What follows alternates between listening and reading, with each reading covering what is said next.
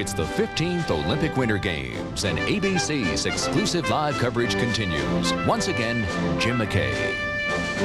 So it'll be the United States against the Soviet Union. Remember this, however, this is a very, very important game and a very emotional game for both teams. But if the United States should lose tonight, it isn't all over. They have 2 more games in this preliminary round against Norway and against West Germany. And depending on the results of those games and the results of the games that the other teams will play, the United States, even if they lose tonight, would still have a chance to go to the medal round. Now, just before we go to the Saddle Dome, a word about missed goals. The other night during the U.S.-Czechoslovakia game, some of the goals took place while we were elsewhere at other events, usually. We played them back as soon as we returned. That happens in other sports. During the U.S. Open golf, shots are played while we're on commercials. We play them back when we return. We'll miss more goals in this Olympic hockey tournament. We may be at another event. After all, we are here to cover the Olympics, not just ice hockey. But you'll see all the goals either live or on tape. TV doesn't control Olympic hockey. I hope it never does. And now it is time to go to the Saddle Dome to Al Michaels and Ken Dryden. Gentlemen, you're on. And Jim, a capacity crowd to look on, nearly 20,000. As you stated before, the United States and the Soviet Union did not meet in Sarajevo in 1984. It's the first time they faced each other in the Olympics since 1980. And it's interesting to think back to 1980, and on that night, so many of these players we will see here tonight were 13, 14 years old, but they obviously all knew what took place on that famous night in Lake Placid. Ken, we have discussed in the first 2 games the United States playing an attacking and aggressive style. It stood them in good stead the other night for 2 periods. They had the lead against Czechoslovakia. Eventually, they lost, though. Can the United States afford to play that sort of game tonight against the Soviets and win? I don't think so. I think that, just as we stated the other night, energy takes you only so far. You can't go all out for all 60 minutes and attacking all the time. You need to be able to play in the lulls, and the U.S. team has to be able to do that tonight. Now, Dave Peterson has made a switch. You are a former goaltender, a 5-time Vezina Trophy winner. Tonight, Dave Peterson goes with Chris Terreri after Mike Richter had started the first 2 games. Well, Dave Peterson's thinking in this case is that Chris Terreri has a record of good performances in championships, in the NCAA championships and in other big games. He had a rough time in the last 10 minutes of the game against Austria. It'll be somewhere in his mind he needs a good start, and the U.S. team is going to need to help him have that good start. So Chris Terreri getting the start. In fact, Richter tonight is not even dressing for the game. John Blue, who has been the non-dressing number 3 goaltender, is the number 2 goaltender tonight. We know so many of you only watch hockey once every 4 years, so each time, or at least early on each time, there's an offside or there's an icing call, we will explain it for you. Offside, quite simply, is when you are attacking. Let's say the puck is at center ice and you begin to come across the blue line. The man with the puck has to be the first across. In other words, the puck must precede any other player. If somebody else, for instance, one of the wingers coming in with you, were to come across that blue line first, that would be offside. Another form of offside is a 2-line pass. We'll point that out the first time it happens. And then there is icing, where you shoot the puck from your half of the rink. In other words, from behind the center red line over the opposition's goal line. And then the defense goes back to touch it, and you'll have an icing call there. But it's interesting how, when you think back to 1980, so many people who did not know anything at all about this great sport remember that one particular night. And one of the reasons, of course, they remember that particular night would be a goal that came at the 10-minute mark of the 3rd period. Right here, with the score tied 3-3, Mike Eruzione put it in. The U.S. held on. The final score that night was 4-3. United States. The U.S. was to go on to defeat Finland 2 days later to capture the gold medal and capture the hearts of an entire country. And there was the scene at that medal ceremony. Mike Eruzione, the team captain, summoning his teammates to the stand to accept their gold medals. And here he is now, live and in color 8 years later. Mike, put into words what the players on the ice feel like right now. Well, you know, Al, it's interesting because I think a lot of people were a little concerned if this team could get ready to play after playing against Czechoslovakia and having a tough loss. The best thing that can happen to this team is they're playing the Soviet Union. They are excited, they're anxious, they remember what happened in 1980, and I'll tell you one thing, they are ready to play. Again, it's just a case, I think, of whether these guys are good enough. They're excited about the game. They had a very good practice the other day. And, you know, it's something about the Soviets that always put out the best in the American team. Even in the crowd here, you can see a few more flags being raised, a little more red, white, and blue, and a little more patriotism when we play the Soviets. And one thing that stands out in my mind most is that after 8 years, apparently we only played one game. That's all people remember, was the game against the Soviets. So this is a game tonight that's going to be big for this team. It's a game they have to play well. You're looking at Terreri on the left and Malikov on the right. And Chris Terreri, the type of goaltender that can play extremely well. He's got a history of playing well in big games, and hopefully it can happen tonight. Back to you, Al. All right, Mike, and a slight smile creasing the face of 57-year-old Dave Peterson, who looks relaxed.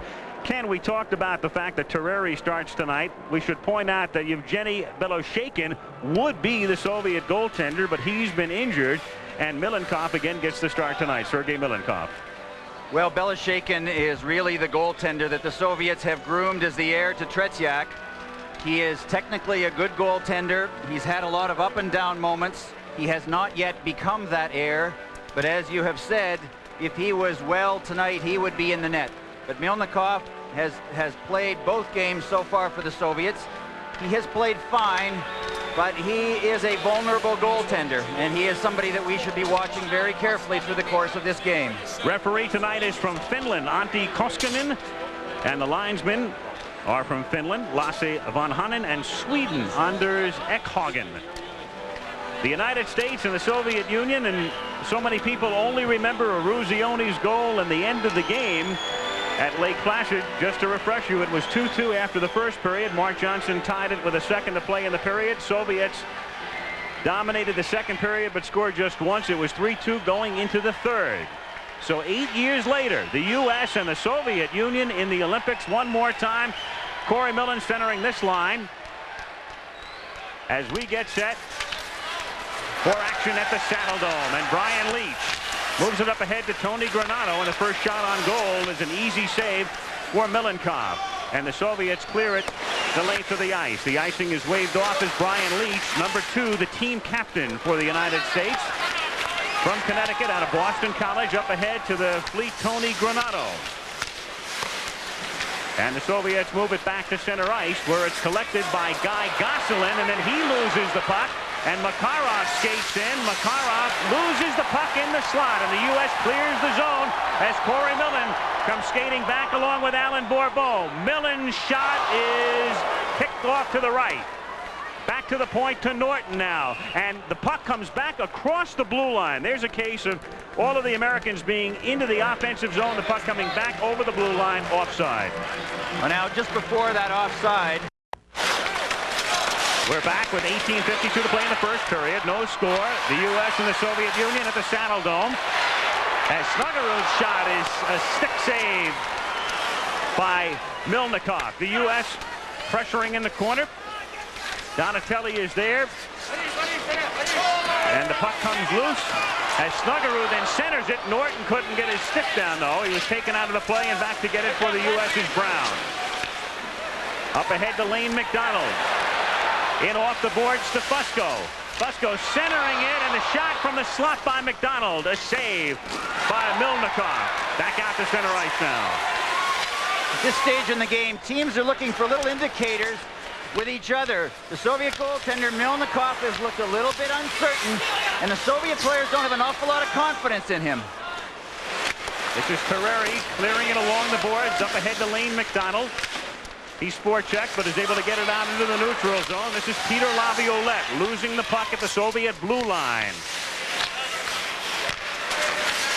Igor Stelnov, the defenseman, number 4, to Blikov. Into the corner now.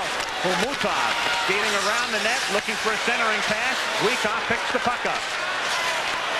He's checked by Young, and the puck taken away nicely by Fusco, who clears it out to center ice. 2.5 minutes into the first period with no score. Picked up by Todd Okerlund, number 11, who's making his first appearance in the Olympics. He didn't dress for the first 2 games. As the Soviets regain possession, Homutov shooting it up ahead into the U.S. zone where Leach goes back to collect it.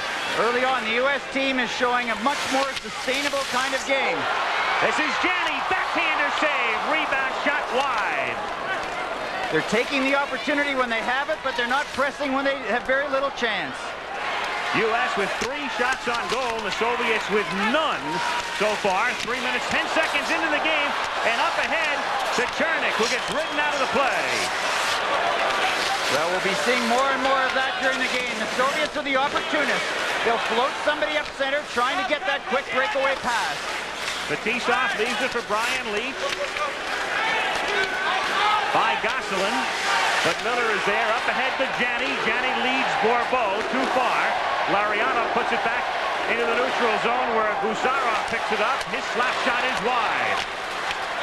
So the Soviets still without a shot on goal in the first 4 minutes of the game. Jeff Norton to Alan Bourbeau. Bourbeau off Millen's skate. Millen trying to pick up the loose puck. Backhands it. It's wide. Gusarov gets it up ahead to Krutov. Krutov, Larionov, and Makarov, the #1 Soviet line out there at the moment. The famed KLM line. Krutov is 9, Larionov is 11, Makarov is 24. So here comes Krutov. Skating in, picked up by Donatelli and Brown. His shot, and Terreri got a piece of it for the save. Now they lose it in front.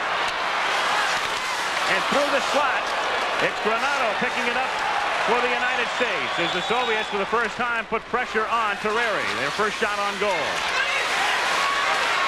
Snuggerud centering it, but Donatelli was ridden out of the play nicely by Stelnov. Up ahead to Krutov. He has his poke checked away, and he's offside as Larionov skates in over the blue line. 15-15 to play in the first period. No score in Calgary. 5 minutes gone in the first period. The U.S. has just been whistled for an offside. Exactly 15 minutes to play in the period. No score.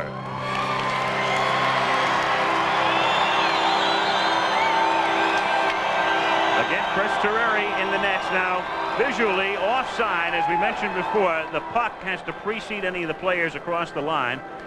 The man at the bottom of the screen had come in across the line before the puck got to him. In that particular instance, it would be offside. Ken, your thoughts through the first 5 minutes of the game? The U.S. team is playing, again, a much more sustainable game than they were the other night. They can continue to play this game pretty much the rest of the way. They're showing, again, moving up in the timely moments, but they're defending much more strongly. Mike Eruzione, what was the mood at practice yesterday, and as you saw the team arrive at the arena tonight?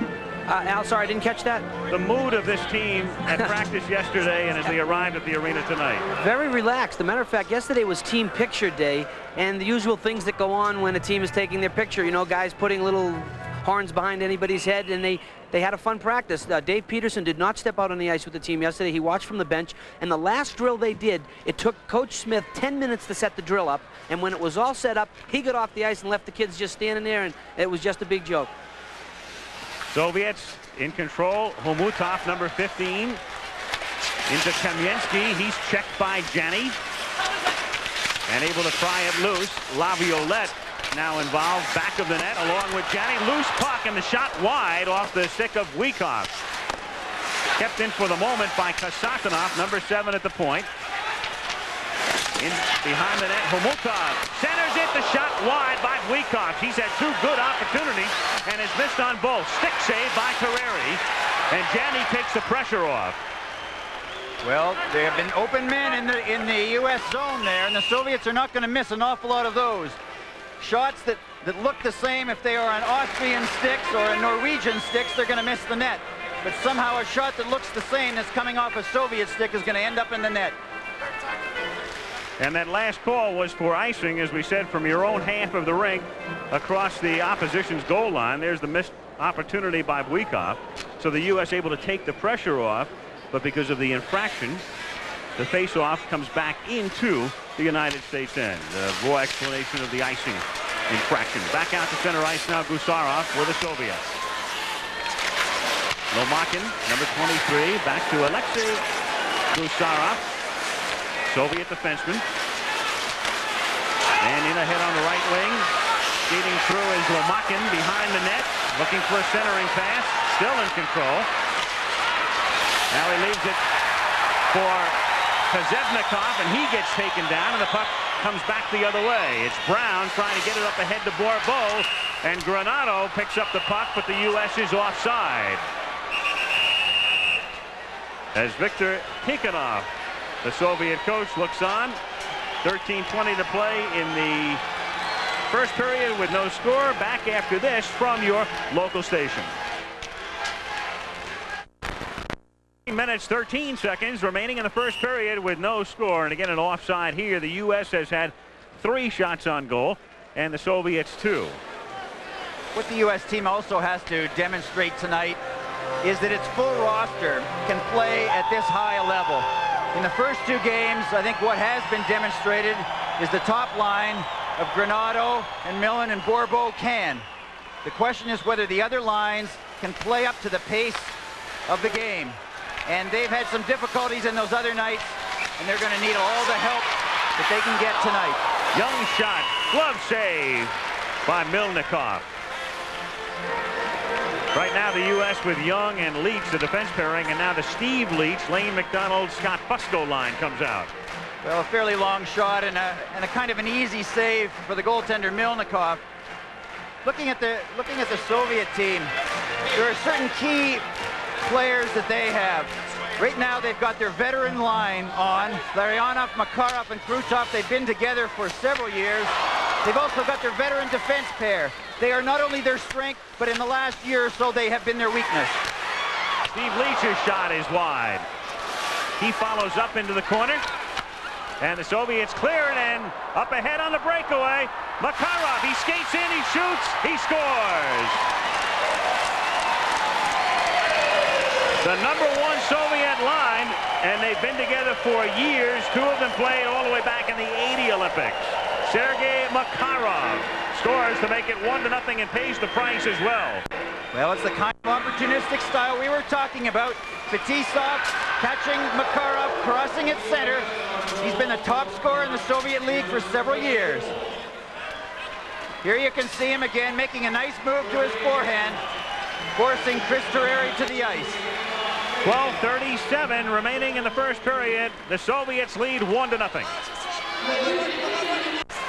In commercial, Brian Leach whistled off for a tripping penalty, and 1:42 remaining in that penalty. So the Soviets with a power play. They have a man advantage here for the next 1:37 as they skate in over the blue line. This is a big moment for the U.S. team now. Early in the game, down 1 goal. The Soviets have a chance to make it 2. The U.S. team needs to keep it to 1. Biakin faking the slap shot into the corner now. Rykov checked into the boards by Gosselin. Puck comes off to Granato, and Tony comes back the other way for the U.S. Up ahead for Millen, and into the Soviet zone. So they have effectively killed off nearly half the penalty. 105 now until Leach vacates the penalty box. Ilya Biakin skating in for the Soviets. From the corner, has his centering pass intercepted by Laviolette for the moment, but the Soviets maintain possession. Fetisov gets it over to Biakin. His shot, and a great save by Terreri because it went through the legs of Norton. And a scrap in front of the net. Chris Terreri not only making the save, but very importantly covering up the rebound. The Soviets are now moving their big line onto the ice again. The 2 particularly key players to look for are Krutov, number 9, and Fetisov, number 2. You can see the shot going right through the defenseman Norton's legs. The rebound going out, but coming right back to Chris Terreri.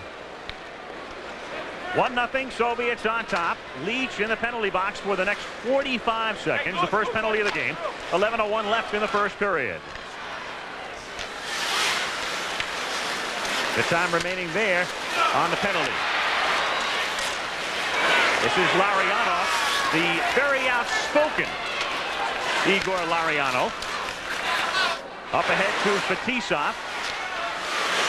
Fetisov Tries to get it into the corner to Krutov, and it's picked off by Brown, and he clears it out to the neutral zone. And the U.S. has killed the first 145 of the penalty. As the clock ticks down, Leach will be out of the box in 11 seconds. Krutov over to Fetisov. Fetisov to Kasatonov, and he scores from the slot. With 3 seconds remaining in Leach's penalty, Kasatonov skating in from out in front of the net, puts it in to make it 2-0. The U.S. team was finding themselves one pass behind.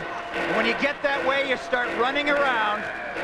And all of a sudden, there's the open man, and in the crucial spot, Kasatonov coming in front, using the defenseman or Miller as a screen and right through Terreri's legs. This experienced line of the Soviet team, they used to come at you in waves, and now they come at you much more selectively. They're very surgical in their approach. They got the big goal, the opening goal of the game, by doing it that way. They did it the same way on the power play. And that was the reaction of Brian Leach, who was ready to come out of the box in another 3 seconds. So the Soviets on top by a score of 2-0 in the first period. Chernik gets it up to Kozhevnikov. Off the stick of Lomakin, who gets taken down, and Scott Young tries to wrest control of it for the U.S. Loose behind the net, circling, and the shot and the save by Terreri. The key in any game like this is what happens when you get into a situation. And deflected off to the near side, where Corey Millen comes up with a puck for the U.S. Leading Granato. Soviets send it around to the near side. And we'll have a face-off in front of the Soviet net. As the net comes off, it's Magnets. Well, as I started to say earlier, the key is really what happens right now. Now, obviously, when a team like the Soviets gets a quick 2-goal lead, the energy in the U.S. team starts to flag. Now, it becomes very important how they get through these next couple of minutes. Chris Terreri is probably going to be counted on to come up with a couple of big saves. The leaders on the team are going to have to really show some leadership qualities. If they can get through the next couple of minutes, it's still a long game to go. Number 30, Semyonov, sending it into the American end. Gosselin behind the net. Mike Eruzione, your thoughts at this point? Well, Al, I think the interesting thing now is with the U.S. down 2-0, if they do fall behind 3-0, they're going to be in trouble because they're going to have to open up the game. And if they open up their game, that's going to give the Soviets a lot more chances. So that next goal is a big goal. Crucial. Brian Leach trying to keep it in. And the Soviets get it out to center ice as Semyonov starts back.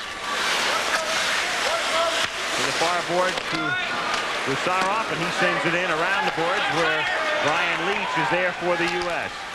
He drops it for Guy Gosselin. Gosselin up ahead off the stick of Donatelli. The U.S. now with a line change. The line centered by Craig Janney is out there now as Kamensky skates into the U.S. end. Scott Young with Janney for the American team. Young goes down. No penalty. Brown wanted the call and don't get it. Diyikov now to Kamensky, and the save by Terreri. Good forechecking pressure by the Soviets as the U.S. tries to get it out of their own end. Peter Laviolette now lofting it out to center ice to alleviate momentarily the pressure. What we have to remember about this Soviet team is that they are a vulnerable team. The point is whether you can make them vulnerable. Slap shot is wide. All the way out to Kasatonov, who scored the last Soviet goal. He sends it into the corner. Brown chasing it along with Kamensky. 7.5 minutes to play. 2-0 Soviets here in the first period. And a penalty coming up on Miller, so the Soviets will have another power play opportunity as Miller is whistled for the penalty here at the 12:36 mark of the first period. The Soviets on top 2-0. Soviets, and a critical juncture in this game early on now as the Soviets have a power play with Miller in the box for the U.S. It was a bad penalty at a bad time. It was a deserved one. When your team is as vulnerable as the U.S. team is right now, you can't find yourself shorthanded. And the KLM line is out there for the Soviets. Krutov, Larionov, and Makarov. Makarov with a puck. Couldn't get the shot away, but with good stick handling to Larionov, and back out to the blue line and shot in wide. Rebound, great save by Terreri. 1:23 left in the penalty, and the U.S. able to clear it. Icing is allowed when you're a man down. You don't have a whistle in that particular case because you are short a man. And the Soviets 5 for 10 thus far on power play opportunities in the Olympics. Millen sweeps in, comes up with the puck. Corley skates in, lost control of it, couldn't get the shot away. A minute left now in the penalty. The U.S. team has had trouble killing penalties so far in the Olympics. A big moment. Krutov dropping it to Biakin. And taken away by Brian Leach. Up ahead to Tony Granato. His shot, a bouncing stick save. Granato goes down. Crowd wants another penalty call. And this time they'll get it. So with Miller in the box for the next 41 seconds, number 5, Gusarov, will be sent off with the Soviets. Well, you can almost tell when a penalty is about to be called. That the U.S. team has been penalized a few times, and it just seems that the rhythm of the game is such that the next thing that is marginal that the other team will do will get penalized. Now the U.S. team will have an opportunity in 41 seconds to go on the power play. They've been very strong on the power play so far in the Olympic tournament. Each team now shy a man, so 4 skaters for each team for the next 41 seconds, and then the United States will have a man advantage for 1:19. 6:05 remaining, first period. Soviets on top 2-0. Steve Leach for the face-off for the United States, and ground shot, glove save by Milnikov. This is Yashin for the Soviets. One thing about a 4-on-4 situation is that the Soviets are a very good open ice team. U.S. team is good as well, but the Soviets are better 4-on-4. Svetlov, and the shot saved by Terreri. Donatelli sends it along the boards to Brown. 12 seconds left in the penalty to Miller, and then the U.S. will have a man advantage. Norton with it. Up ahead to his own blue line. Leach sends it in for Janney, and he has it taken away beautifully by Fetisov. Now Miller comes out of the box, and the United States has a man advantage for the next 1:13. And the Soviets send it back out to center ice. Scott Young up ahead to Miller, and he was in ahead of the puck. He was in over the blue line before the puck, offside. 1:04 remaining now in the penalty to Gusarov. Just as it is in any kind of game, there are rhythms to it, and you got to catch the right one. The U.S. team was down. Now they have a moment to close. They've got a little bit over a minute for a power play. This is a real opportunity for them. Snuggerud and Janney are out there. Janney taking this face-off along with Kevin Miller. And this is Brian Leach, who's paired on defense here with Scott Young, the converted forward. Leach shoots it in around the boards. 52 seconds left in the U.S. power play. And back out it comes to center ice. So the American team has to regroup. Leach starts in with it. Has it poke checked away. Up ahead, Guikov skating in.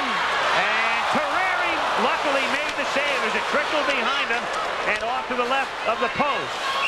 And then Terreri makes another save on the spinning shot with 4:33 remaining in the first period. 28 seconds left in the penalty. That's the time remaining in the period. 20 seconds remaining in the penalty. The U.S. with one last rush as Millen takes the pass from Leach. Corey skates into the corner and leaves it for Fusco. Out to Brian Leach.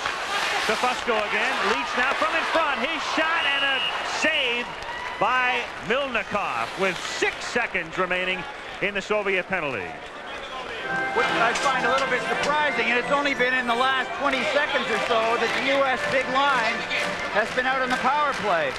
That for the bulk of the time, it was another line. It was the Janney line. Before that, Millen was out on the ice, but when it was 4-on-4, this power play unit with Millen, Granato, and Bourbeau has been so strong. I'm a bit surprised they weren't out earlier to put the kind of pressure on that was necessary. You saw what they could do just in the 20 seconds that they've had so far. 2 seconds left in the penalty now. And the teams are now at equal strength. Deflected shot, rebound. Great save that time by Milnikov. Saves it again. Heavy pressure from the U.S., but Milnikov is there. Loose puck in front. And Millen couldn't put it in, but the Soviets will get another penalty here. And again, the U.S. will have a man advantage as they'll send Igor Stelnov to the box. Well, a big save by Milnikov. What he just told his team right in that particular moment of action, that he is ready. 2-0. The Soviets on top. The teams each with 10 shots on goal. Igor Stelnov in the penalty box for the next 2 minutes. So now Janney, Snuggerud, and Miller are out there for the United States with Leach and Scott Young.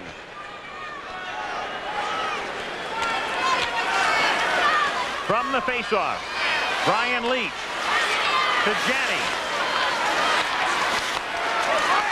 To Leach again, and it comes out past the blue line, so the U.S. team has to come back and regroup again. Dave Snuggerud starts in. Sends it into the corner and around the boards where Kevin Miller chases it down, but he loses the puck, and Kasatonov is able to clear it to center ice. Brian Leach to Young. He comes in over the blue line. Sends it in around the boards. Janney chases it down. Picked up by Janney. He drops it for Snuggerud, but the Soviets can't clear. Kept in for the moment by Scott Young, and then Janney keeps it in. Now to Brian Leach. His shot, stick save by Milnikov. Milnikov is gaining confidence with every save he makes. And he's made 11 of them here in the first period with 2 minutes and 53 seconds to play in the period and 1:02 remaining in the penalty. And Kevin Miller in this line skates off as the U.S. now attempting to capitalize on this power play chance. Sending out Fusco with Steve Leach and Lane McDonald. The defensemen Norton and Brown. This is Brown with a puck. Youngest player on the team. Loses it at the Soviet blue line. And the Soviets will try to take a few seconds off the clock as they clear it down into the U.S. end. Terreri leaves it for Brown. 42 seconds left in the power play. Norton. 2:28 remaining in the period.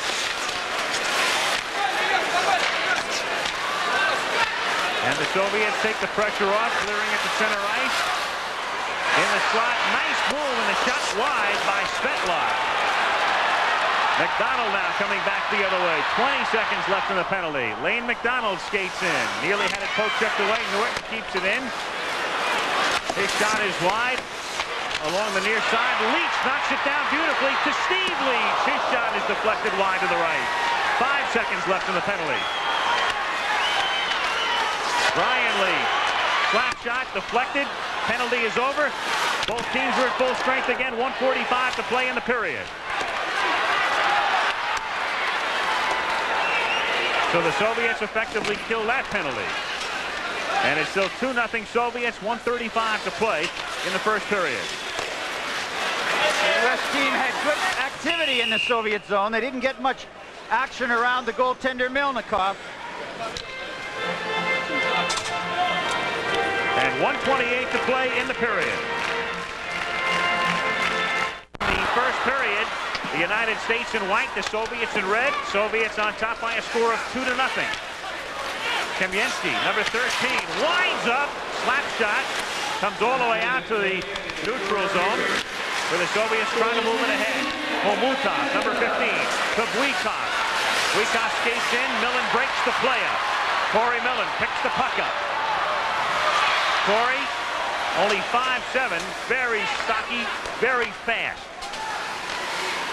Draft rights owned by the New York Rangers. Gosselin sends it up ahead and shot in from the point around the boards with 30 seconds now remaining in the period. Back into the U.S. end now. Gosselin sends it along the boards for Scott Young. 20 seconds left in the period. Alan Bourbeau now behind his own net to Scott Young. Time for one last charge. And in fact, they can't even get that away, as you'll have an icing call here and a face-off to come up in front of Terreri with 8 seconds to play in the period. And the frustrated Corey Millen, the U.S. has had several good opportunities here in the first period, but unable to cash in. Well, I think the good news for the U.S. team at the moment is that for about the last 10 minutes, they've been very much into the flow of the game. They have kept pace with the Soviet team. They will go into the dressing room with some measure of encouragement, even though they're down 2-0. 8 seconds to play now in the first period. Janney sends it along the boards. Kept in at the point, but time expires, and so the first period is over. The U.S. winds up out-shooting the Soviets 11-10.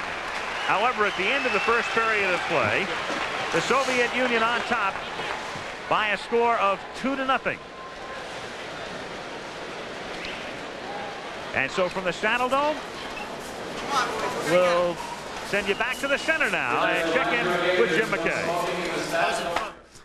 All right, thanks very much, Al. Well, 8 years ago, at the end of the first period, it was 2-2. This time it is 2-0 in favor of the Soviet Union. However, as Ken was indicating, the American team, particularly in the last 10 minutes of that period, indicated that they can play respectably against the best in the world. And what's coming up? We'll be going back. But again, that's just part of our Olympic coverage. Also to come on tonight's program, we're going to have alpine ski racing, and we'll be seeing that in just a minute or so. Pierman Zurbriggen going after his second gold medal of the Games. We have speed skating. Here's a quick look, by the way, at the American locker room. As again, as Ket said, there's nothing for them to be discouraged about. There are 2 periods to play. They have played extremely well for the most part. 2 lapses when the goals were scored against them. They had plenty of shots on goal. They look very good on offense, but they're down by 2-0. And there's the way it looks outside. Nobody outside the Saddle Dome. They are all inside. Well, we're going to take a break now for an ABC News Brief and a word from your local stations.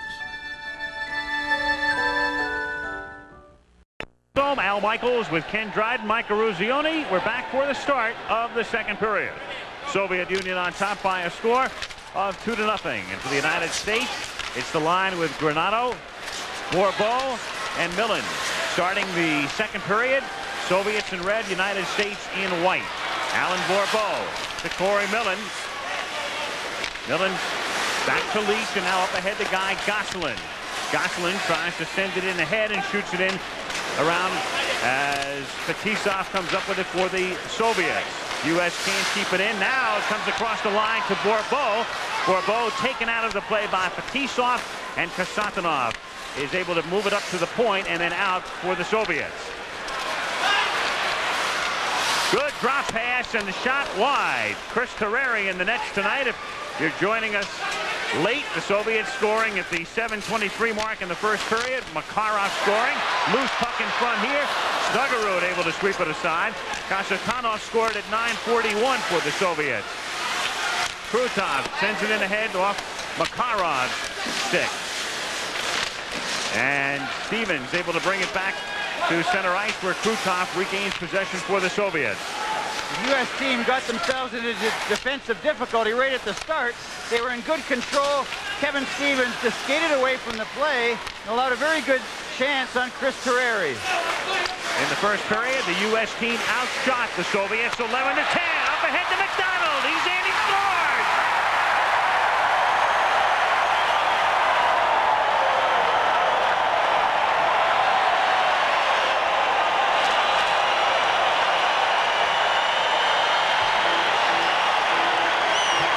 It's just what the U.S. team needed. They needed some kind of evidence that this period could be different from the last one. A fine pass sending Lane McDonald into the open, and he found The open spot between Milnikov's legs. So the U.S. frustrated on so many good chances. Milnikov had a terrific first period, lets this one through, and it's 2-1. Coming at the 1:30 mark of the second period. Lane McDonald, who played with Alan Bourbeau and Scott Fusco at Harvard.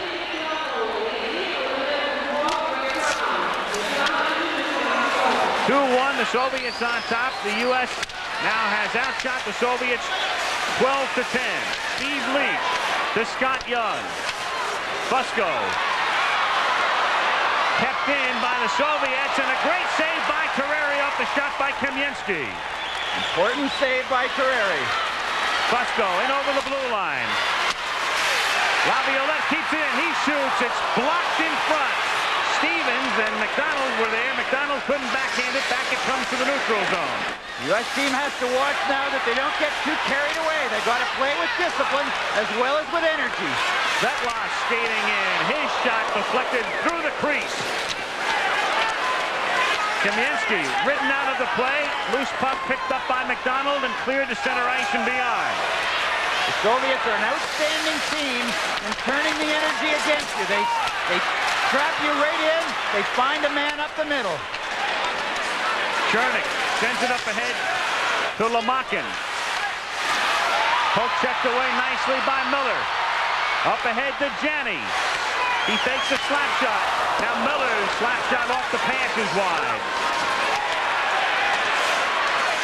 3 minutes into the second period. 2-1 Soviets. Lomakin now skates in.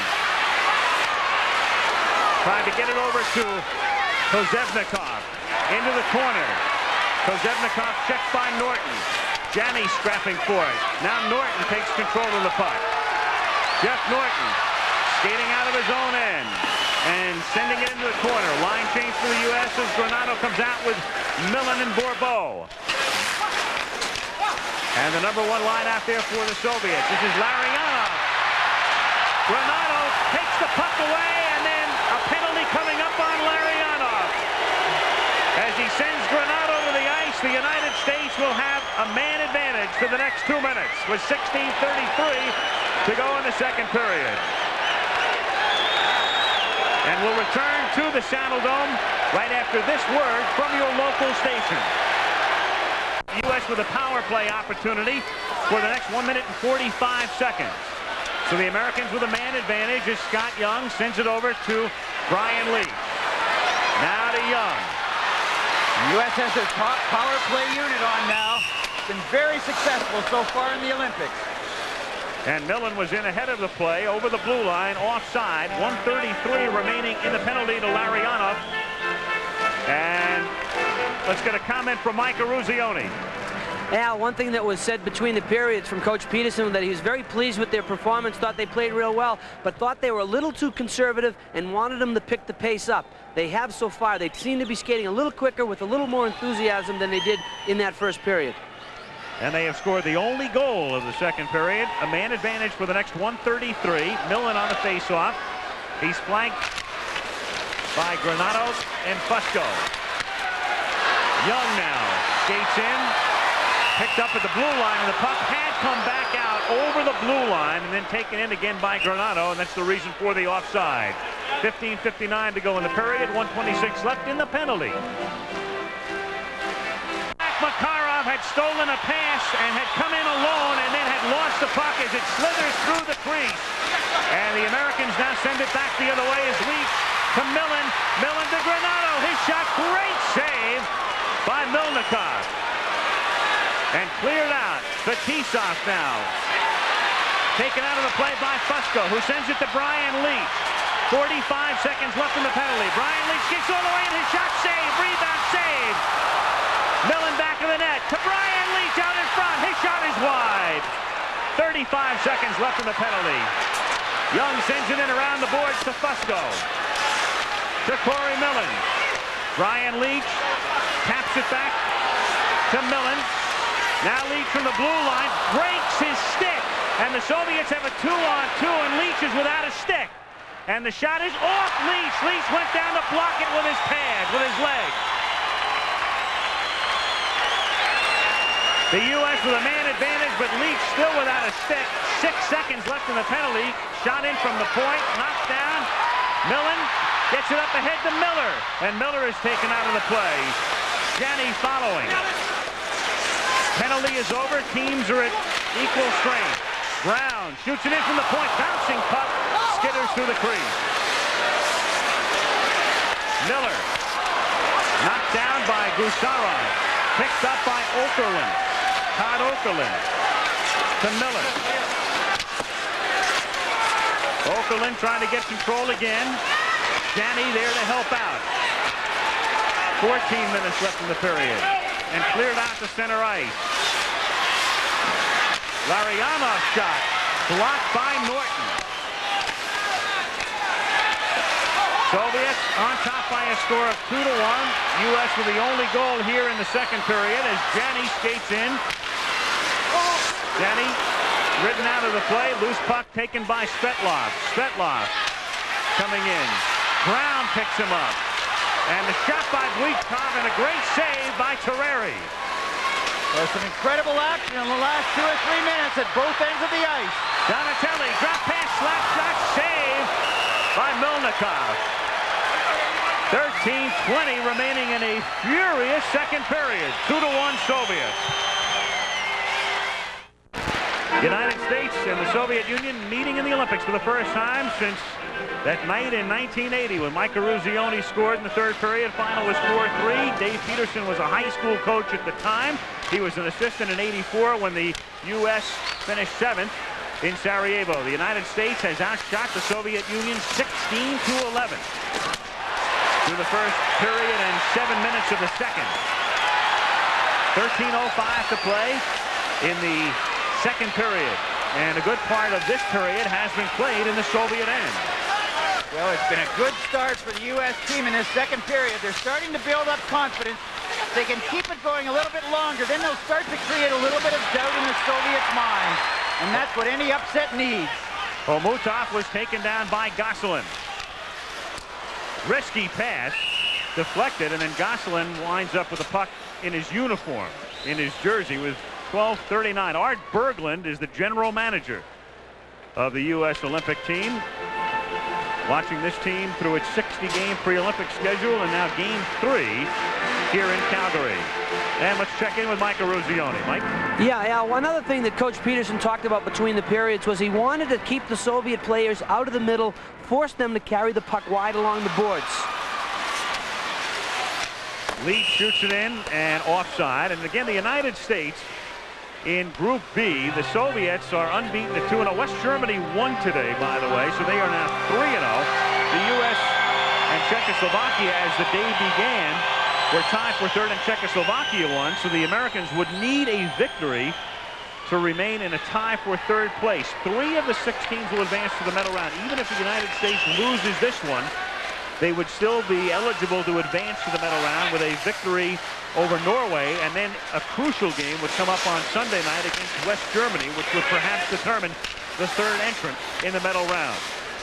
All that to be discussed as we go along, but right now the puck is taken away at the blue line, and then the pass is behind number 22, Kozhevnikov, fortunately for the American defense, and the Soviets have to regroup.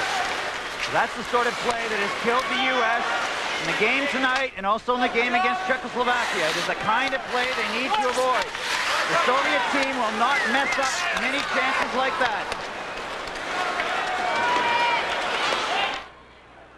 In over the right side, Kasatonov sends it into the U.S. end, and he's taken down. And we're going to have a penalty coming up on the United States with 11:43 remaining in the second period. 2-1 Soviets. Right here, number 9. Mexico has just been sent off for hooking at 8:17. The Soviets now with a man advantage. They lead 2-1. Time left in the period, 11:43. And the Soviets have the unit on right now that has scored both the Soviet goals. One of them by Kasatonov, the other by Makarov. The 2 men have just handled the puck. Larionov now. Kasatonov to Makarov. This is the stable KLM line out there. And Kasatonov, the defenseman, sends it in, and it's saved by Terreri. This is a time when Chris Terreri has to come up very big. He's a very important man at the moment. Krutov to Fetisov. He sends it in, and from the slot, it's backhanded. Another great save by Terreri. Kasatonov couldn't get the shot away. Makarov has it saved by Terreri. Great save. 1:24 left in the penalty. U.S. team, when they move on a Soviet player. And Kasatonov scores off the pass. Slap shot by Kasatonov off the pass, his second goal of the game.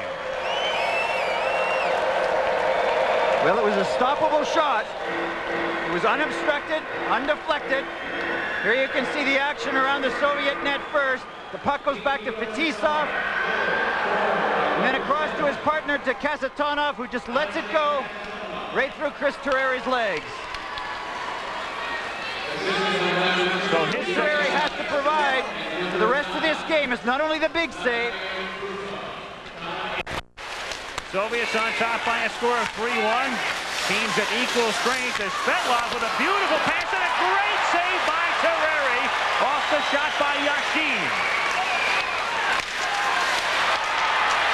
Leach trying to clear it, and the Soviets able to keep it in.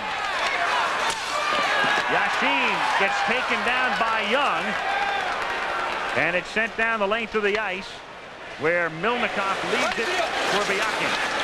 Chris Terreri making another outstanding save. But again, what he has to be able to do, and it's in the nature of being a goaltender, is you've got to provide the consistency. You make the big save, but then you make the routine saves as well. You deliver a message to your team that everything is in hand. You deliver a message to your opponent that they should be discouraged and frustrated. There was the outstanding save. Now it's up to Chris Terreri to provide very solid goaltending. 9:58 remaining in the second period. So the game half over. Soviets on top. 3-1. Each team has scored once here in the period.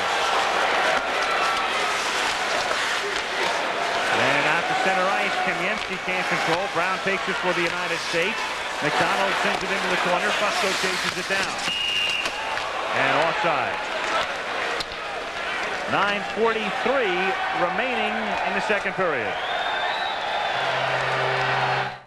Soviets in red on top by a score of 3-1. Kamensky's shot is off the side of the net. Komutov with it. He's checked by Gosselin. And it's Terreri trying to cover up. Weekoff's shot, and finally Terreri is able to cover up after the save. In 1980, the U.S. team was able to upset the Soviets by staying close to them the whole game.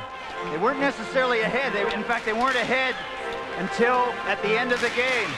But they stayed close. They stayed close. They discouraged the Soviets. They started to frustrate them. The game started to wind down, and the upset became possible. But the U.S. team has to demonstrate now is that they can continue to stay close. The American team has outshot the Soviets 17-16. Kasatonov has it deflected, and it's cleared out by Bourbeau. But the Soviets come back as it's shot in from the right wing by Kozyevnikov offside. The U.S. Olympic hockey team, a very young team. The oldest player on the team, Scott Fusco, is 25.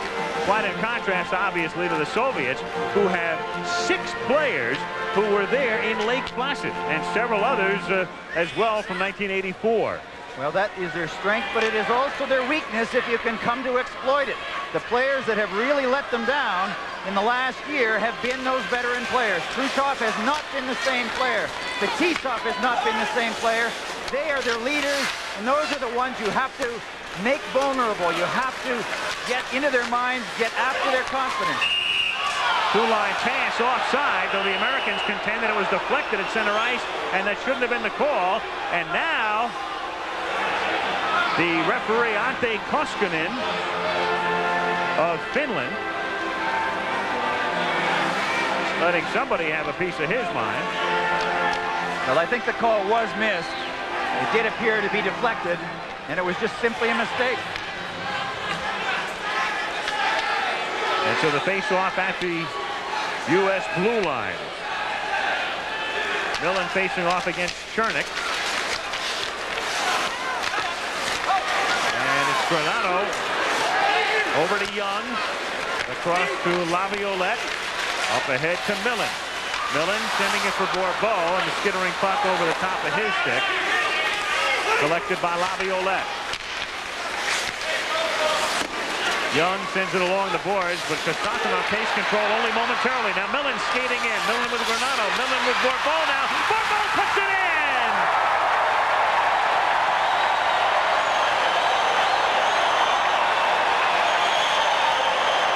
Remarkable second effort by Bourbeau. It looked like he was being hauled down and out of the play. And the puck was rolling seemingly harmlessly into the corner, and somehow Bourbeau got his stick on it. Granado was out in front of him. Bourbeau came up on the side and falling down, able to put it in. Nice play by Corey Millen, waiting to find the open Bourbeau. And watch, he looks like he's completely tied up. He's on the ice and just shoves it in.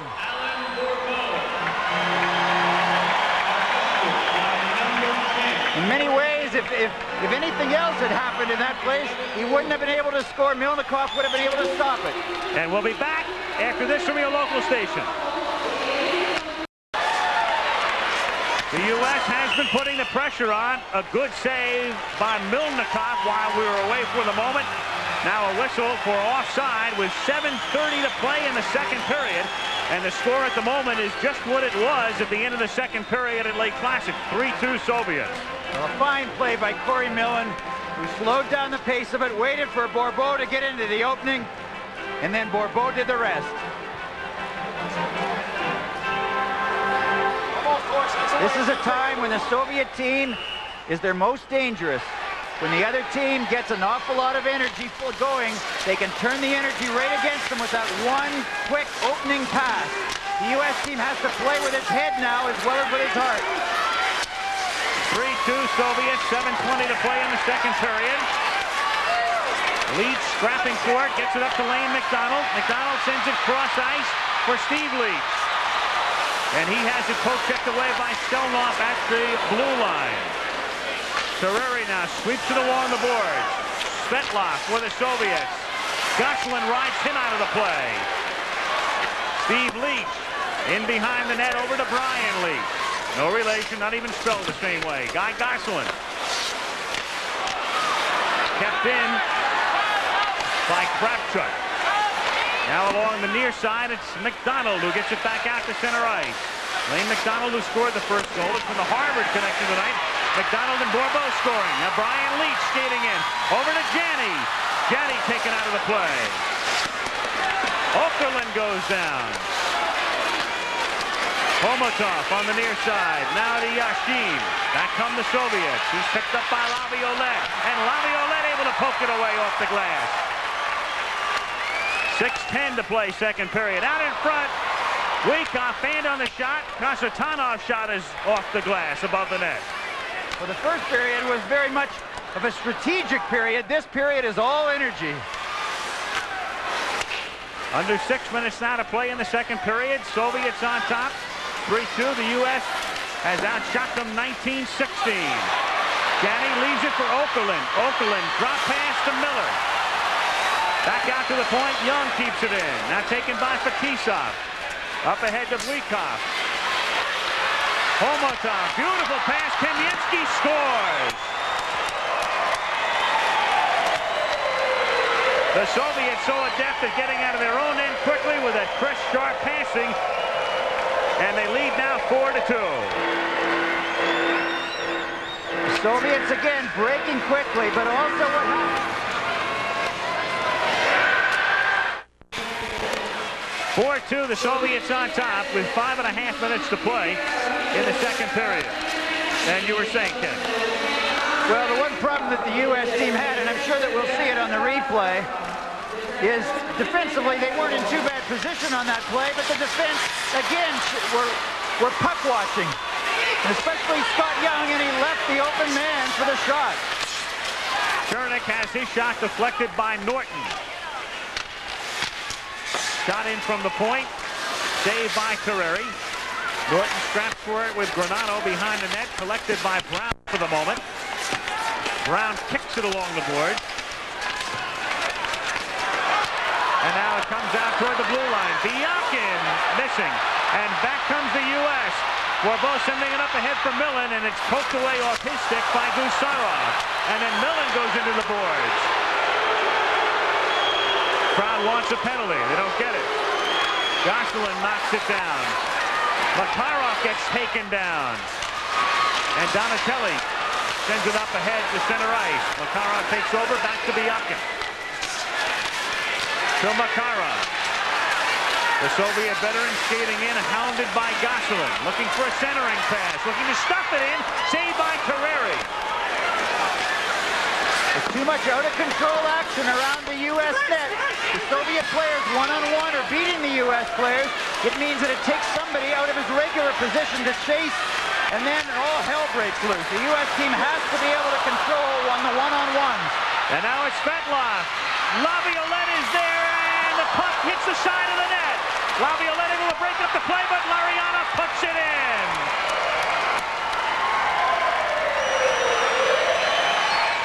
Igor Larionov putting it in after Terreri had made the initial save.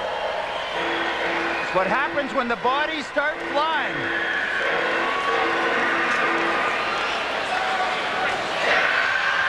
.344 remaining in the period. Soviets on top by a score of 5-2 with 3.5 minutes to play now in the second period. Dasatonov skates in, saved by Carreri. So the Soviets putting all the pressure on now in the last 5 minutes, and we'll take a look at the last goal by that man, Lariano. Well, it's what we were talking about earlier. When all of a sudden you get behind the play, then everybody starts chasing. And bodies are flying everywhere, and there's going to be people that are wide open. You get taken out of your own position to do somebody else's job, and then usually it ends up in your own net. The U.S. team has shown very little defensive discipline again tonight, and it really has been their downfall. Just as they get back into the game with the kind of energy that they have offensively, they need some kind of discipline defensively, or else at some point that energy is going to get discouraged. 5-2 as they do some repair work on the netting. Lariano scoring his first goal in the 3 games. Terreri in the nets for the U.S. tonight played sparingly with the New Jersey Devils of the NHL last season. 3:27 left in this second period.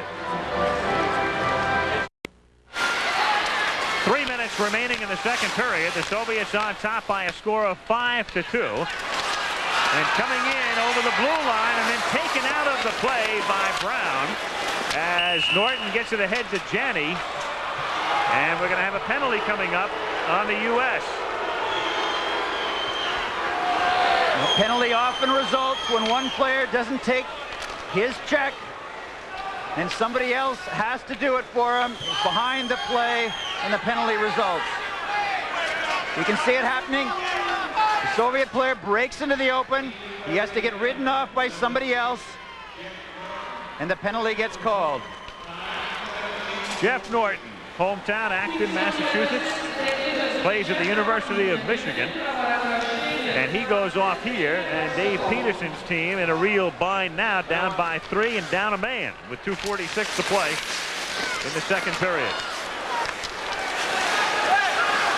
Biakin didn't get much on that shot, and it's not cleared out. It's kept in by Biakin over to Homutov.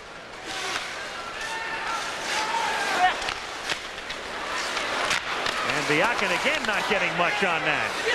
Second, I think he's got a rubber stick. Yeah, it looks like it. Kamensky, and it's Dikoff in front, who couldn't get the shot away. And finally, Leach gets a hold of the puck and clears it the length of the ice. 1:18 remaining in the penalty. 2 minutes now left in the second period. Biakin picked up by Millen. Shot comes in on Terreri, and Terreri sends it the length of the ice in his best Ron Hextall imitation. The U.S. team is making the big plays. Now they've got to show that they can make the little plays as well. 50 seconds remaining in the penalty. 1:35 remaining in the period. Laviolette sending it in. recapturing it, backhanding wide. And Vyacheslav Fetisov. Nice pass up ahead to Larionov. He sends it to Krutov. Back to Larionov behind the net. He sends it out in front, slapped in, and it goes in. Fetisov didn't get much on it. It was almost like throwing a changeup by Terreri. And it's 6-2. Now the wrong goal at the wrong moment. Let's just see what happened on it, whether it was obstructed in any way. But it comes out to Fetisov, who is usually a very hard shot, but he really mishits it. And I think Chris Terreri, as you suggested, was expecting the high hard one. He had a clear view of the shot. 1:14 remaining in the second period. So Fetisov with the goal, and who knows if the rumors come true and Fetisov and Makarov play in the National Hockey League sometime in the future. Their rights owned by New Jersey, and a penalty coming up here on Janney. So the Soviets have just capitalized on one power play, and another power play coming up as Janney gets sent off to the penalty box. The penalty happened for the same reason the goals are happening. The U.S. players are not in the right position. There you can see Janney should have been with his man. He was behind him. He had to hook him and haul him down. 1:02 left in the period. Let's check in again with Jim McKay. All right, Al, so the Soviets now have taken a pretty solid lead. We have many other things coming up on our telecast this evening. Remember, we have not yet concluded the story of Pirmin Zurbriggen's attempt to win his second gold medal here. We have speed skating, 5,000 meters. That turned out to be a very exciting competition. We have cross country, a good many other things to come. So we're going to take a break. We will be back to the hockey. We will be going back to the figure skating to see the two Bryans. Meanwhile, however, do you believe in miracles? The United States, down 6-2 at the beginning of the third period, has suddenly pulled to within 2 goals of the Soviet Union. Is 6-4. Let's get back out to Al Michaels and Ken Dryden. Okay, Jim. Here in the third period, Lane McDonald on a power play scored for the U.S. at the 3:15 mark, and Scott Fusco has just scored, assisted by Laviolette and Gosselin. 13:26 to play in the game, and the United States has pulled to within 2. Soviet Union on top by a score of 6-4. Teams are skating at equal strength, and the Corey Millen line is out there right now with Gosselin keeping it in from the point. Now Makarov takes the puck for the Soviets. Skates in over the blue line. He leaves it for Krutov, and Makarov's shot hits the post and goes up into the seats. Well, a costly 2-on-1 there, but fortunately the puck hit the post and went into the crowd. Let's go back to the third U.S. goal.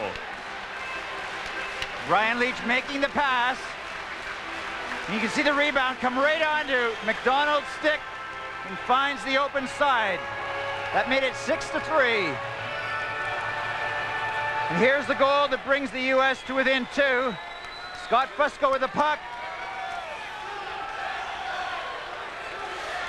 It just meets Milnikov with a high shot. The U.S. the second period ended with the U.S. team in disarray. And right now, all of a sudden, the feeling is starting to come back. You can sense the energy in the crowd. And the USA, USA chant with 13 minutes remaining in the game. Soviets on top 6-4. Their number 1 line, Larionov. Beautiful pass, but offside. Makarov in over the blue line ahead of the puck with 12:47 remaining in the game. And Dave Peterson's team now down 6-4. Play resuming, the United States and the Soviet end. Donatelli centered it. Nobody was out in front. Now slapped in by Laviolette, broken up by Humutov. Fetisov now for the Soviets, the team captain. Sends it into the United States end where Scott Young picks the puck up for Team USA. Peter Laviolette picked up as he comes into the Soviet end. Steve Leach trying to scrap in the corner to pry it loose with Laviolette. And it comes out toward the point where Kamensky sends it out to center ice. Fetisov loses the puck. Steve Leach, his shot high. And Wyckoff clears it out. What I want to see is the Soviet team put under real pressure for any length of time. This team is a beatable team. It is a destructible team, but only if they get put under pressure, only if they keep getting frustrated. Scott Fusco lost his stick as Brown comes back in for the United States. He gets picked up at the blue line, shoots very wide, and the Soviets clear it. Wyckoff in ahead, drop pass, and Terreri makes the save and has to cover up as the puck came loose momentarily off the shot by Svetlov. 11:09 to play in the game. In the next couple of minutes, the U.S. team can get a goal, and you just put some doubt in the Soviet players' eyes. They had the big lead, and all of a sudden, what they had already chalked up on the scoreboard becomes something in question. Then it becomes a game. 6-4 the score. What do you think, Michael Ruggieri? Well, Kenny Dryden, if you're Dave Peterson, do you go to 3 lines and 4 defensemen right now? Yes, I think I would, Mike. At this time of the game, 11 minutes or so to go, you got to go with your best. Craig Janney in with Kevin Miller. Miller sends it back out to the blue line, kept in by Gosselin. His shot wide, and then Okerlund is there, puts it in!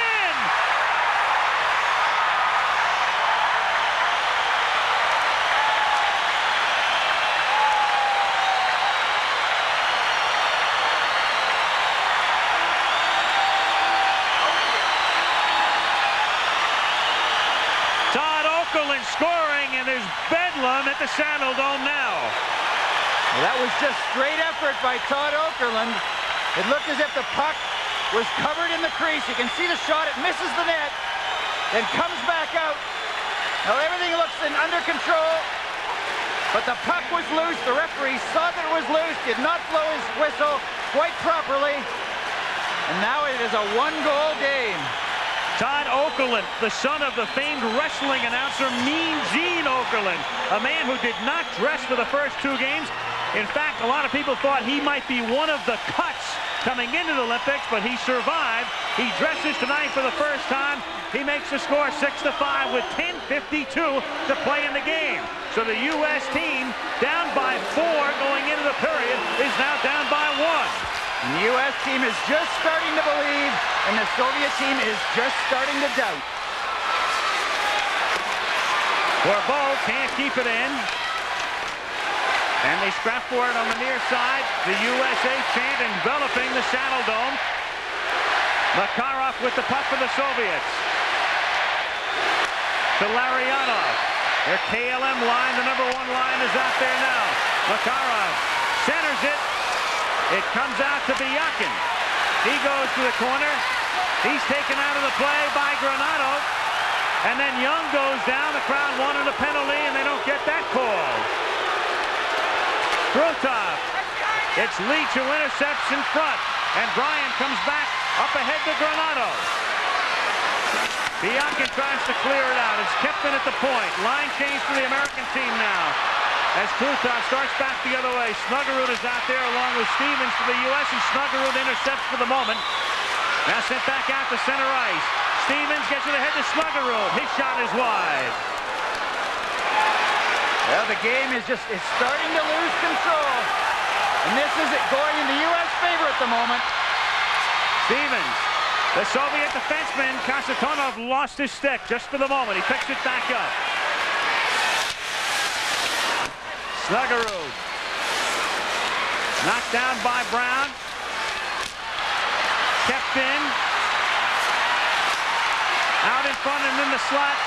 No Soviet was there, and it's flipped up into the seats by Snuggerud. 9:10 remaining in the game, 6-5. Under 9 minutes to play. The Soviets on top, 6-5 after going into the third period, leading 6-2. Kamensky wheeling in the corner. And Terreri sweeps it aside, picked up by Steve Leach. Kamensky intercepts at center ice. To Homotov. Knocked away in front, loose puck in front, and picked up by Lane McDonald. McDonald, who scored the team's first goal, sends it into the Soviet end. What I've been waiting for all game is for the U.S. team to put on enough pressure so that the Soviet team can start to self-destruct. But just as they would get them into that state, they give up an easy goal. If they can just get them in that state now, they can help them beat themselves. They need both right now, their effort, and they need the Soviets to start shooting themselves in the foot. Brian Leach to Janney. Now Gosselin from the point. Slap shot goes skittering through the crease. Okerlund and Miller fighting for it along the boards with Makarov. The puck is still loose. Now it comes out to Brian Leach. His shot, Janney is there, can't get the rebound. Shot back in by Leach. I think it hit the post. It hit the post. Makarov able to get it over to Larionov. And they take the pressure off for the moment. Now Gosselin shooting it in. Saved by Milnikov. Very confident Milnikov is not looking that confident at the moment, nor is the rest of that Soviet team. You hear the chant with 7:12 remaining. Millen skating in, leaves it for Granado. Slap shot save. Milnikov with 2 big saves in the last 45 seconds. This Soviet team has had a lot of problems in the last year. They lost in the Izvestia tournament, they lost in the World Championships, they lost in the Canada Cup. They are starting to get the feeling that they can be beaten, and they're starting to think about that right now. There you can see the shot. I think it probably tipped off Janney and off the goalpost. 7:05 remaining in the third period. The Soviets on top 6-5. U.S. team has just taken a timeout, 7:05 to play. There's no provision for overtime in international hockey. A tie is a tie, so that much time left in the game. Very interesting that of late the Soviet team has gone from 4 lines to 3 lines, and it's something they very rarely do. They like to keep their whole roster going, and obviously they're sensing a weakness there. They're sensing the U.S. team coming on. The U.S. team is still going with 4 lines. I guess Coach Dave Peterson feeling that what he needs more than anything else now is the energy from everybody, and that what he doesn't want is fatigue to set in. I would suspect, however, that as the clock goes down to about 5 minutes or 4 minutes, he may go down to 3 lines. Snuggerud, Donatelli, and Stevens forming this line. Most of the last 10 minutes have been played in the Soviet end. Snuggerud shoots, and another pad save. And out it comes to center ice. Milnikov, 3 big saves now in a 60-second span. Svetlov comes in over the blue line. His pass behind Yashin.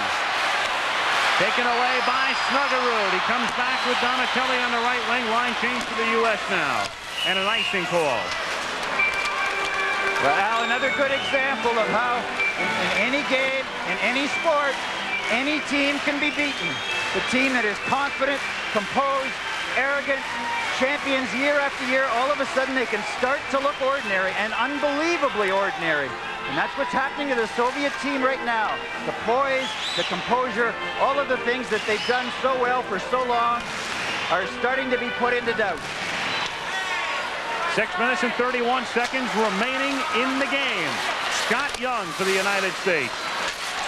To Fusco. He sends it up ahead to Steve Leach. Steve Leach is out there with McDonald and Fusco on this line. Young and Laviolette are this defense pairing. And it's Kravchuk for the Soviets, who sends it into the U.S. end. Kamensky gets there, so there's no icing, as the Soviet player got there first. Now out ahead to center ice to Stelnov.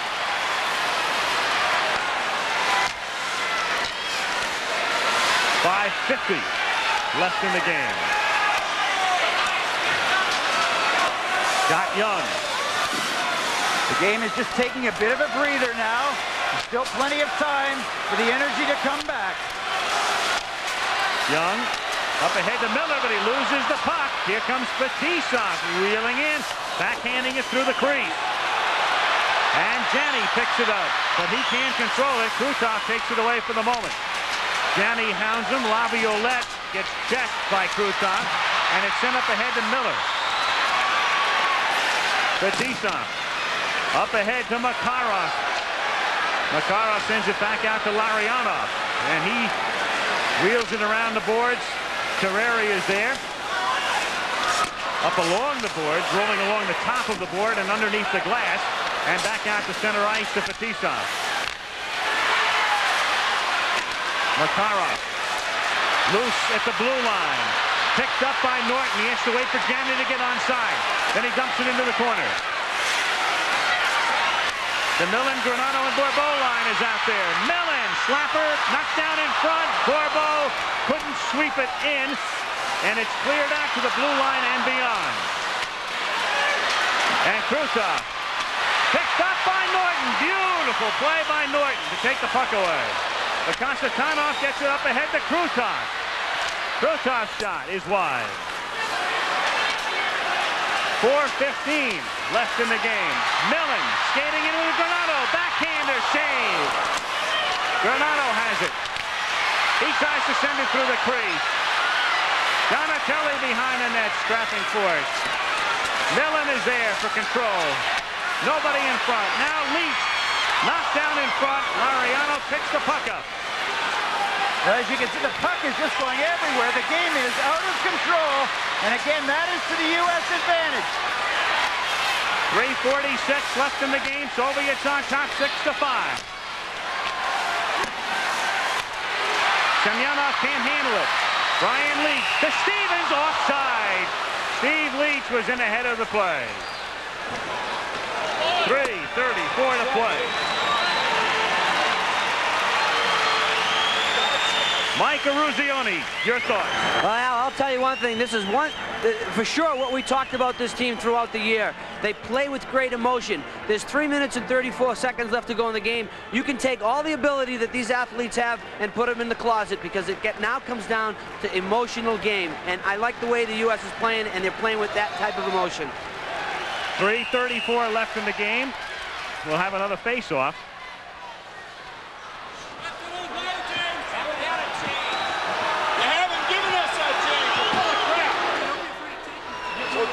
Dave Peterson letting Ante Koskinen, the Finnish referee, know exactly how he feels. Well, Dave Peterson wanted to get a late change, and the referee said it was just simply too late for the change to be made. Still not for the Soviets. He can't clear it out. He is checked by Steve Leach. Kravchuk sends it up ahead. Too far and into the U.S. zone, and Young gets there, and an icing call from their half of the ice over the opposing goal line. And that's the call, icing, sending it back to the face-off circle in front of the Soviet netminder, Milnikov, who, despite allowing 3 goals in this period, has made some tremendous saves. Yes, he has. And it certainly is a roller coaster ride when you watch the U.S. hockey team play. There are very few dull moments. There are annoying moments, there are thrilling moments, and altogether there are compelling moments. And a roller coaster ride for Peterson, able to give you a smile with 3:09 to play, and the U.S. dominating the third period in shots on goal and in the scoring as well. It was 6-2, remember, at the end of the second period. 3:06 remaining in the game. Just about every time that the Millen, Granato, and Bourbeau line has been out there, they have caused the Soviets real trouble. They are out there again. Bourbeau sends it up to center ice. Stelnoff shoots it back in. Norton is out there on defense with Brown. Bourbeau, Millen, and Granato form the U.S. line. Sent into the Soviet end. Cleared along the boards, back out to center ice where Brian Leach takes it, and Leach shoots it into the Soviet end before Millen had vacated the zone. So Corey's offside, and the clock stops with 2:33. Coach Victor Tikhonov has had this sort of thing happen to him an awful lot in the last year, and he's somebody who is not a very good bench coach. He's a good practice coach, but he's been around long enough that he seems a little bit tired, and he seems a little bit slow. Right in back of him, very interestingly enough, is the head of the Soviet Hockey Federation, Koloskov, Now, you would not have seen a second man, a non-coach in that area about a year ago. Koleskov has started to take over. And as far as strategy is concerned, Dave Peterson has to keep his eye on the clock too, because he has to think about pulling Terreri and getting the extra skater up front for the U.S. That much time left, 2:12. Makarov has it for the Soviets. He skates in with Leach on defense. The drop pass for Krutov. Circling to Fetisov, skating all the way in, and he scores! Vyacheslav Fetisov. Straight in, backhands it in, and the Soviets lead it 7-5. It's what the Soviet team does so well.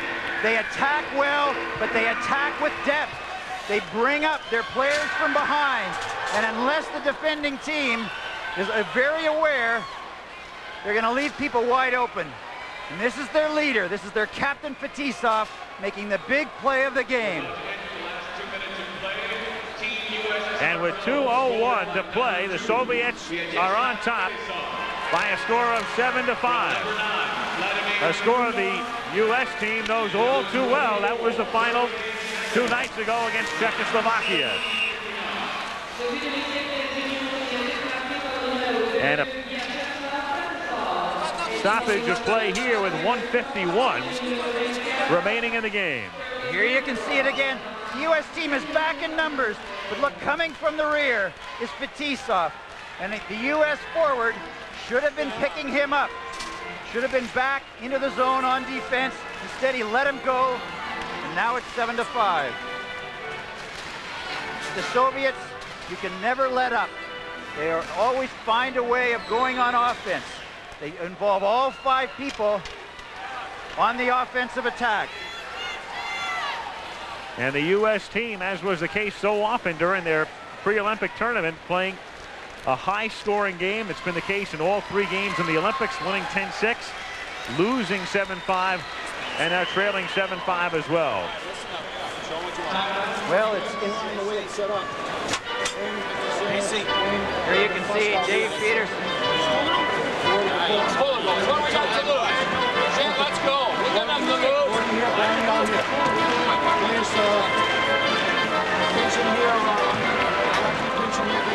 Goaltender Chris Terreri. Hey, lock people out. Don't be afraid of taking penalties. Why don't we get Arnie, as soon as you can, get to the crease. Well, I think basically the words there of Dave Peterson are the philosophy of the team. It's what have we got to lose? At this moment, and basically in any moment during the game, that's the approach they take to the game. And the U.S. will now go with 6 skaters up front. Terreri will remain on the bench with the face-off in the Soviet end. Down by 2, 1:51 to play.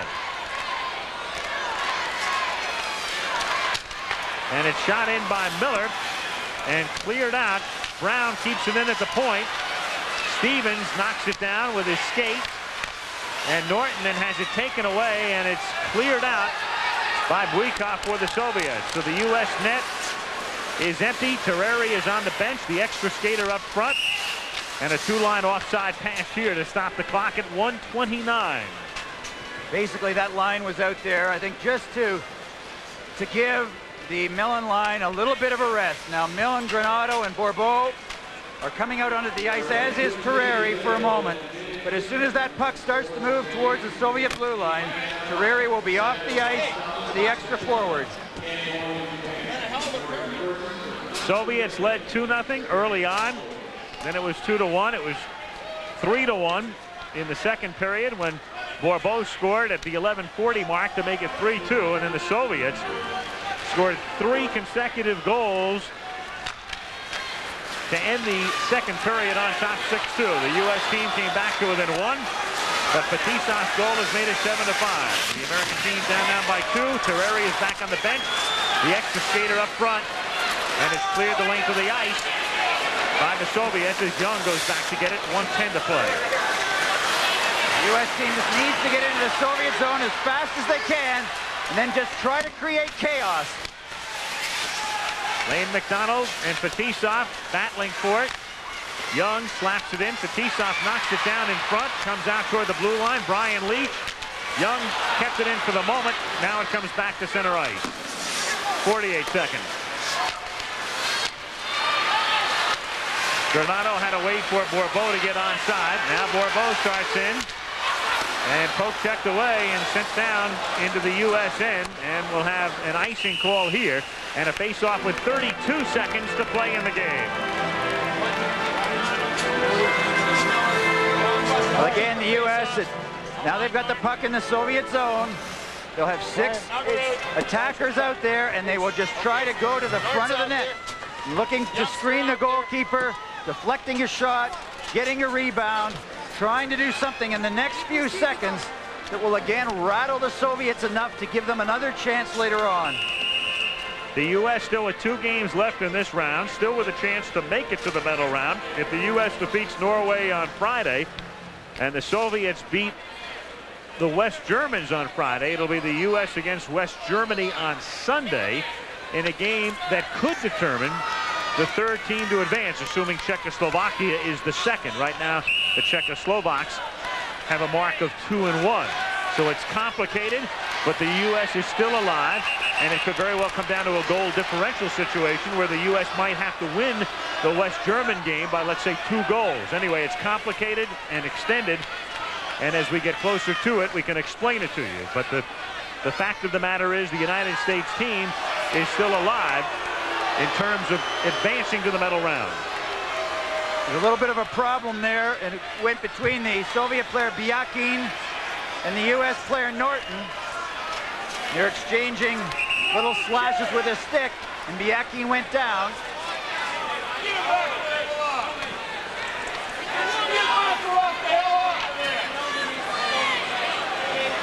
And Antti Koskinen, the referee for Finland, who has drawn the ire of Dave Peterson tonight, attempts to get it sorted out.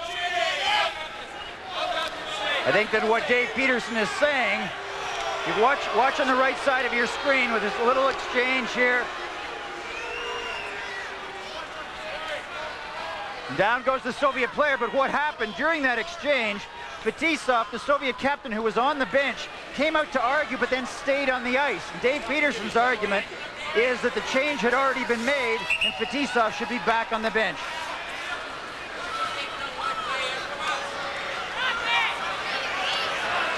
U.S. team with the extra skater. Millen on the faceoff, gets it back to Young, and his slap shot is kicked aside. Makarov gets it up ahead to center ice, and Young collects it with 24 seconds. Snuggerud to Fusco, drop past Granado, and another save. And the puck winds up going into the net, but there will be no goal. No goal because Koskinen had blown the whistle.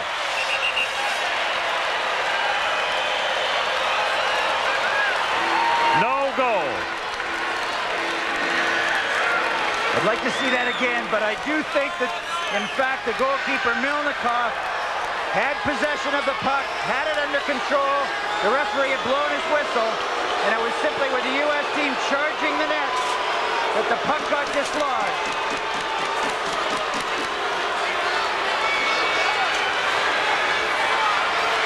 We can see the shot from Granado. Now Milnikov has it. He's in control. And it presumably came out of that exchange there between Norton and Milnikov. You can see Milnikov in good control. He knocks Milnikov, or Norton knocks Milnikov back into the net. The puck goes loose.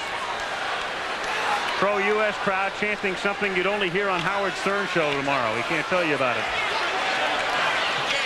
16 seconds remaining in the game. 7-5. The Soviets on top. Here you can see it again. Now Milnikov, with the slow action, it's very hard to tell exactly how long Milnikov had the puck, but you could see that he was in clear possession of it. But that's the sort of play that the U.S. team needs to make under those circumstances. You go right to the net, right to the goalie. Now that I'm a retired goalie, I can say that very easily. But at the same time, that's exactly what you need to do. And you heard Peterson say, well, they got to cheat to win. It's frustrating for Peterson for the team. The U.S. with a couple of comebacks tonight, but they're going to come up short and go into action on Friday with a record of 1-2.